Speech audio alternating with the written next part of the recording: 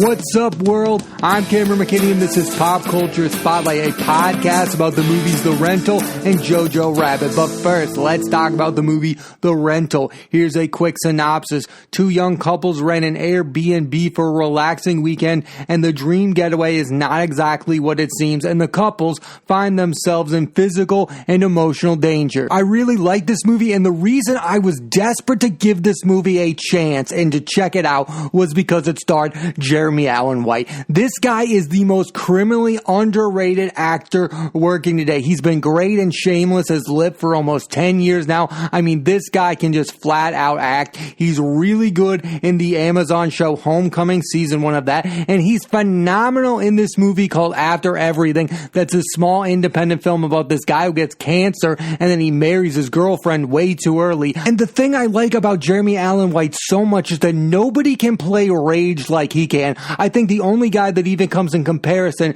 is Michael Fassbender. When these guys get mad, it is so entertaining. Like, even if in a show like Shameless, where it's all funny and it's all comedy, he just takes it over with his rage. I think his intensity sucks you in. And there's this sequence in this movie, The Rental, where he just fully takes over with his rage. And I don't think any other person could have pulled that off. I don't think they would have been as interesting, and I don't think they would have been as convincing as he is. When he is mad on screen, you feel the anger. That's why I think he gets cast in these like troubled characters like Lip and this character in Josh in The Rental. Like, he just keeps playing these troubled guys where life does not turn out the way that they want it to. I just could not imagine him playing like a normal, down-to-earth guy. He's so talented at playing these guys full of rage and reasons to be angry, whether or not it's Lip because he's from a poor family, or in this movie because his brother looks at him as a loser. Like, I think he's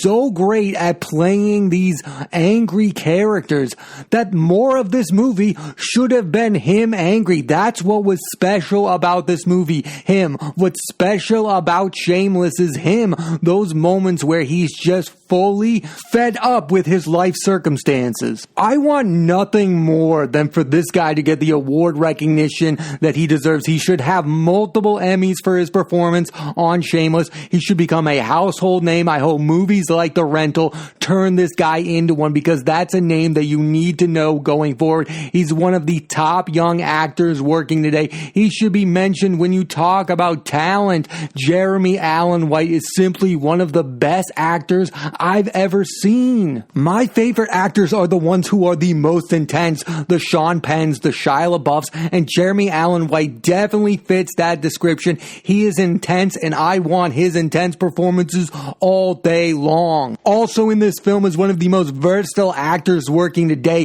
Dan Stevens. I mean, this guy works in so many different genres. Sci-fi with the FX show Legion, which is so good, it's so underrated. Fantasy with Beauty and the Beast. He was in a drama with Her Smell, and now horror with The Rental. Stevens also does a brilliant American accent in this in the movie Her Smell. Stevens has been in so many good projects, yet he's not a household name either, because a lot of those projects he doesn't get the credit for, like Beauty and the Beast. You don't really know who plays the Beast. You just know that Emma Watson is Belle. Like, he didn't really get enough credit for that movie. Legion was an underrated show that not enough people watch. More people need to know the work of Dan Stevens, because I do think he's one of the more interesting actors working today. Sheila Vand and Toby Huss, who you might know from the show Dickinson that I talked about on an earlier podcast, are also in this movie, and I think they both give really good performances, particularly in scenes together. I mean, their dynamic in the film is tense, and it just really, their best scenes are the ones where they are in the film together. Now I want to talk about the one bit of casting that doesn't work for this movie. It's Alison Brie. I love her in comedies like Glow. I loved her in Community,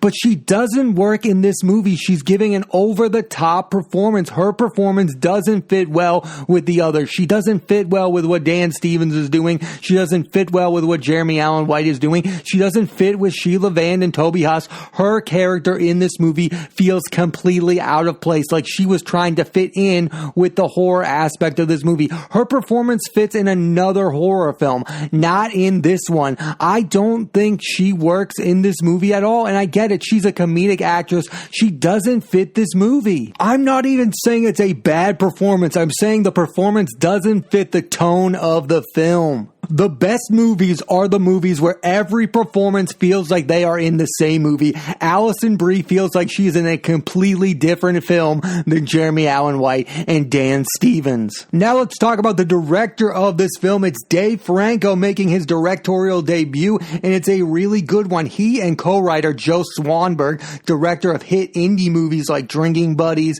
Digging for Fire, and the Netflix TV series Easy, made a movie about relationships that's hiding itself as a horror film, and that's what my favorite horror films do. It's not about the monsters or the killers. They have something to say about real life, these relationships, these human beings. This movie is about the characters, not really about the scary plot that just so happens to be in the background to get your attention. Also, the relationship between the two brothers played by Jeremy Allen White and Dan Stevens is one of the most truthful depictions of sibling rivalries I've ever seen. They never speak on their issues, but it's obvious to everyone that they are there. The ending of this movie is okay. I didn't hate it, but it's far from perfect. It leaves you with far more questions than answers. I also found it interesting that Dave Franco wrote and directed a horror film with so many unlikable characters at times. Like, there are times in this movie where you're not rooting for any of them, which I think could turn some people off. Like, I enjoyed the movie. I enjoyed the character growth of Jeremy Allen White's character and Dan Stevens, but I didn't openly root for either of them. I think there's this debate within movies whether or not any of the characters need to be likable.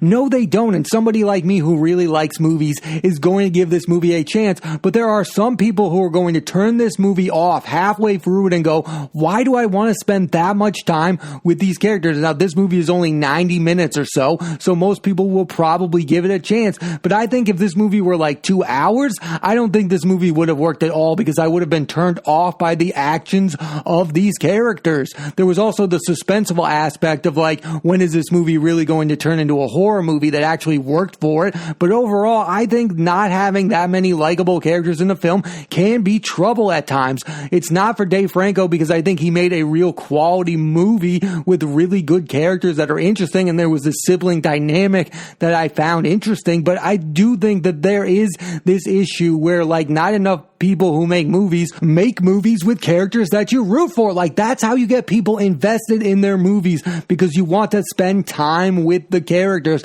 There's a point in this movie where Dan Stevens and the Alison Brie relationship was getting on my nerves. Overall, The Rental is not a perfect film, but a pretty good debut by Dave Franco. I definitely want to check out more films directed by Dave Franco. I read that during quarantine, him and Alison Brie wrote a romantic comedy. That would probably fit Alison Brie way better than a horror film, so I'm really excited for that. I want to see more films directed by Dave Franco and hopefully co-written by Joe Swanberg. Joe Swanberg is such a good independent filmmaker. I hope he becomes more mainstream. I definitely recommend you check out The Rental. Now let's switch gears and talk about the movie Jojo Rabbit. Here's a quick synopsis.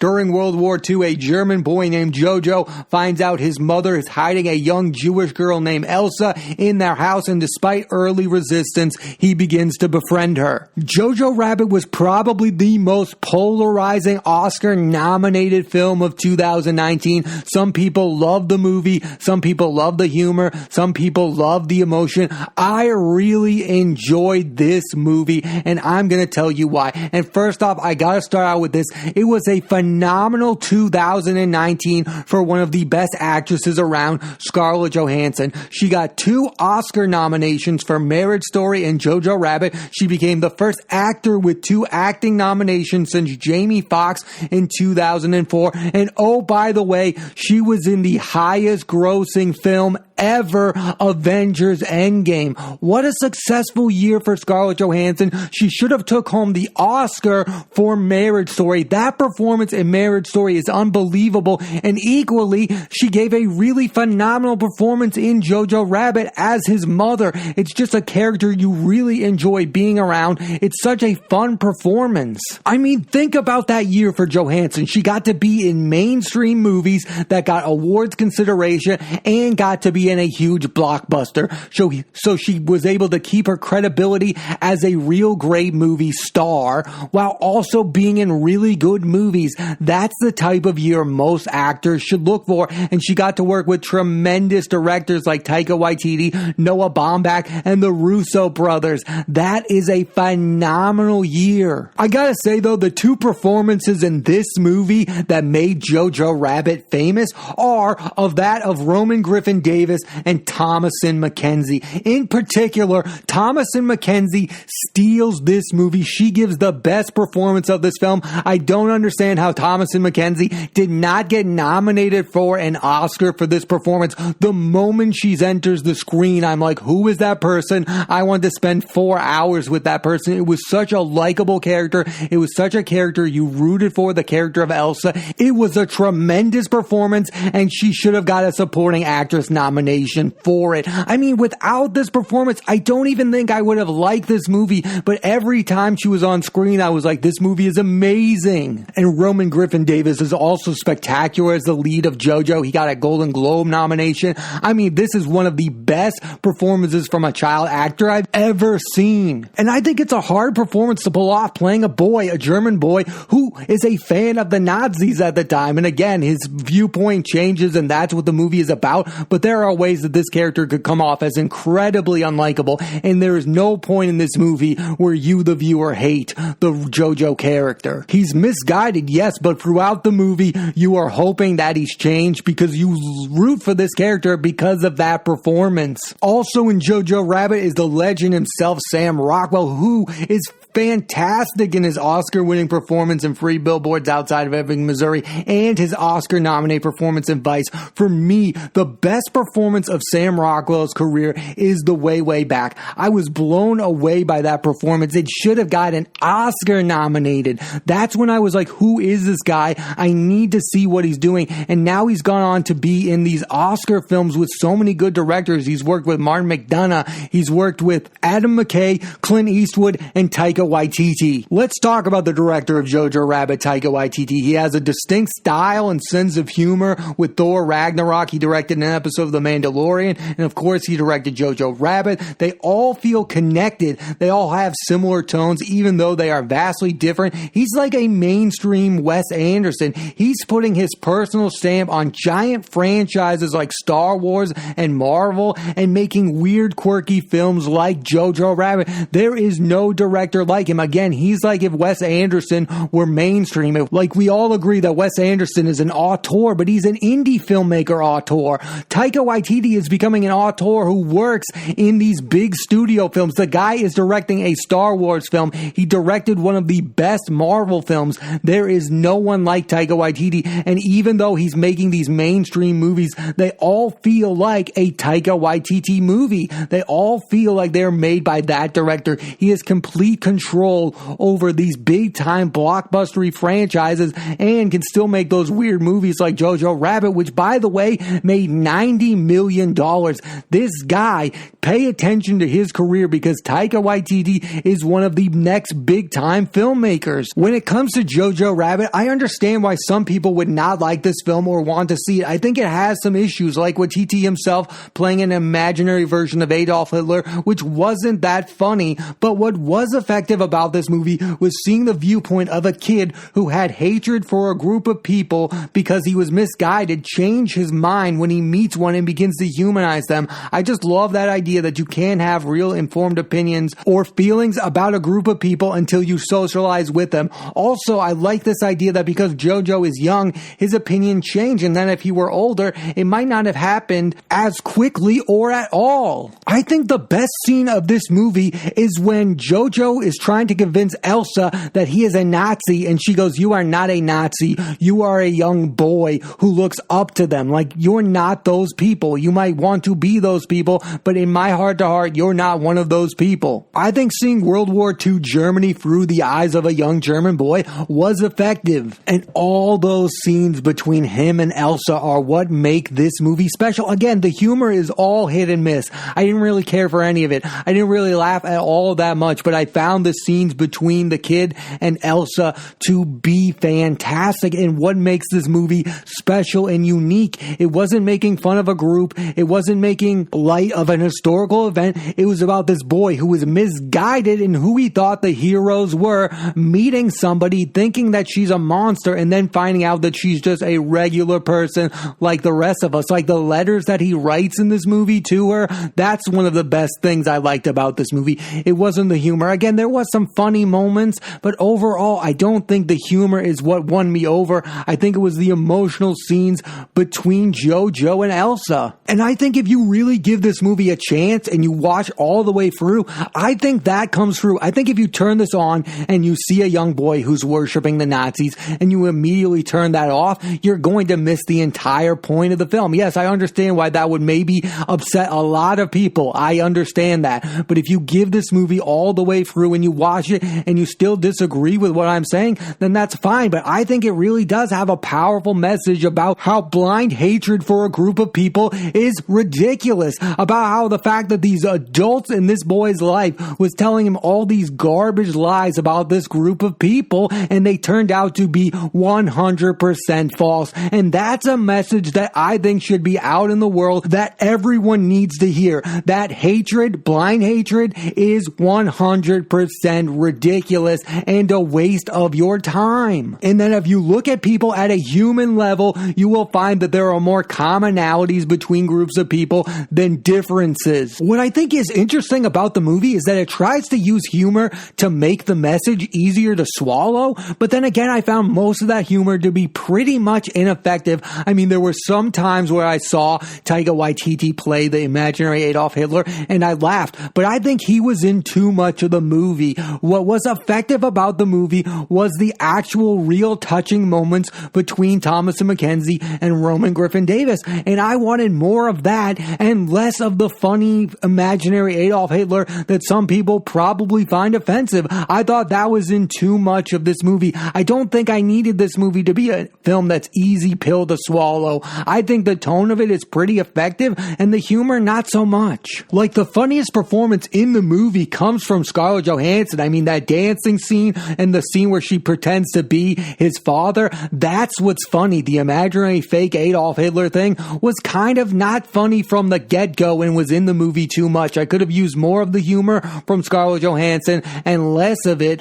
from Taika Waititi's imaginary Adolf. And yeah, there were some really funny moments between Roman Griffin Davis's character and Thomasin Mackenzie's character, but for the most part, there was more touching elements between those. Those were the scenes that worked best in this movie. That's why this movie is definitely worth the watch. Also, because of all the nonsense I heard from the Oscar season, I thought this movie would be way more problematic than it actually is. I think there's this idea that every award season we pick a movie and we pick a new controversial movie that's not as controversial as I imagine. I mean, these past few seasons, there's been Free Billboards Outside of Ebbing, Missouri, there's been Vice, and there's been this. And interestingly enough, all three of those films had Sam Rockwell in them. I mean, he won the Oscar for Free Billboards. He was nominated for the Oscar for Vice, and he's prominently in Jojo Rabbit. I don't think any of those movies are as problematic as these awards people make them out to be. Like, if you read what Jojo Rabbit is about, it might turn you off, but if you give the movie a real solid chance